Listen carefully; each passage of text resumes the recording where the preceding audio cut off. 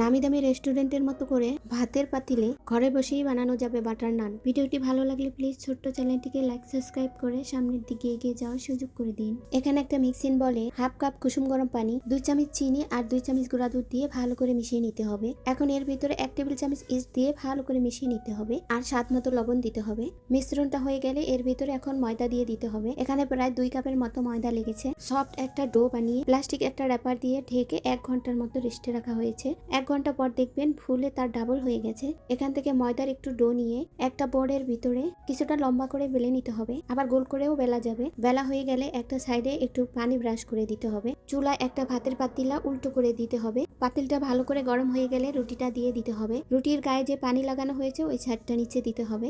এরপরে এইরকম করে রুটিটা ঘুরিয়ে ঘুরিয়ে ছেঁকে নিতে হবে। এরপরে একটু বাটারের ভিতরে ধনিয়া পাতা কুচি দিয়ে রুটির গায়ে লাগিয়ে দিতে হবে। এরকম করে ভেজে নিলেই হয়ে যাবে নামি দামি রেস্টুরেন্টের মতো বাটার নান।